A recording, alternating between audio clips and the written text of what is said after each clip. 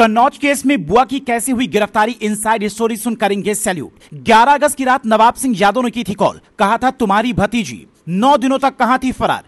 नवाब ही नहीं, नवाब के भाई से भी है गहरा नाता, जिससे कन्नौज पुलिस गली गली तलाश रही थी। दिल्ली से लखनऊ तक जिसके लिए कई टीमें लगी थी, उसकी गिरफ्तारी 21 अगस्त की सुबह सुबह होती है। पुलिस को मुखबिर की मदद से सूचना मिलती है कि वो अपने मायके जाने वाली है। पुलिस की पूरी टीम रात जाकर उस पर नजर रखती है और जैसे ही वो कन्नौज के तिरवा इलाके में एंट्री लेती है, पुलिस की टीम उसे रास्ते से ही उठा लेती है। तस्वीरों में हालत देखकर आप समझ सकते हैं कि कैसे हर आरोपी की तरह इसकी भी शक्ल पर 12 बज रहे हैं।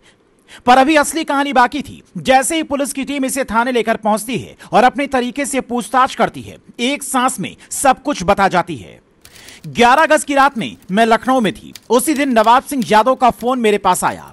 मैंने कहा मेरे साथ भतीजी भी है, तो बोले उसको भी ले आओ। हम लोग देर रात जैसे ही कॉलेज पहुंचे, उन्होंने गाड़ी भिजवाई। उसके बाद पहले इन्होंने बातचीत की, उसके बाद बिटिया चिल्लाने लगी और भागती हुई बाहर जाकर उसने 112 पर कॉल कर दिया। नवाब को मैं 5 से 6 साल से न सिर्फ जानती हूं, बल्कि उनके साथ मेरे संबंध भी हैं। इस कबूलनामे के बाद यह साफ हो गया कि यह महिला जानबूझकर उस लड़की को लेकर वहां पर गई थी और इस पूरे खेल की मास्टरमाइंड यही है। लेकिन पुलिस के दिमाग में सबसे बड़ा सवाल यह था कि आखिर ये 9 दिनों तक कहां फरार थी और इसने जिन लोगों का नाम लिया था कि राजनीतिक षड्यंत्र के तहत नवाब को फंसाया जा रहा है, उसकी कहानी क्या थी। इस सवाल के जवाब में ये जो बताती है, उसे सुनकर आपका रिश्तों पर से भरोसा उठ जाएगा। ये कहती है नवाब सिंह यादव के भाई का फोन मेरे पास तब आया जब उनकी गिरफ्तारी हो गई थी।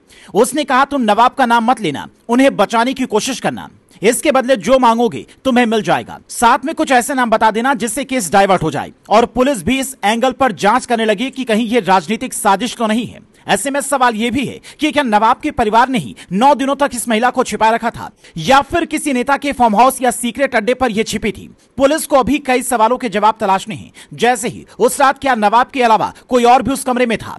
वो 8000 वाली बात क्या थी? क्या इसकी डील 8000 में हुई थी? क्या नवाब सिंह यादव के पास ये और लड़कियों को ले जाती थी? एसपी अमित कुमार आनंद साफ साफ कहते कि नवाब सिंह यादव और इस महिला के बीच संबंध थे। इनसे जो पूछताछ की गई है उसमें इनके पूर्व से जो नवाब सिंह यादव के साथ संबंध थे और इनका लखनऊ में उस दिन होना, इनको फोन करके यहाँ बुलाया जाना, उसके बाद की घटना होना। पहले तो लड़की का साथ इनका सहयोग देना, बट लेकिन जब इन्हें प्रलोभन मिला और पहले से भी इनके जो संबंध थे नवाब सिंह यादव, जिसके कारण इन्होंने ये पलट गए और इसीलिए ये इस केस में सहयोगिता भी बनी, जिसके कारण इनकी आज गिरफ्तारी की गई। पुलिस की जांच में यह भी पता चला कि नवाब सिंह यादव के भाई ने लड़की पर मेडिकल न कराने और बयान दर्ज कराने का दबाव बनाया था। उसने लड़की और उसके परिवार वालों को पैसे का लालच दिया था। ये तो ठीक वैसा ही है जैसे अयोध्या के केस में मोहित खान के पकड़े जाने पर उसके करीबी राशिद ने लड़की पर दबाव बनाया था। पर यहाँ सबसे शर्मनाक बात यह है कि एक बुआ ही अपनी भतीजी के साथ ऐसा कैसे कर सकती है।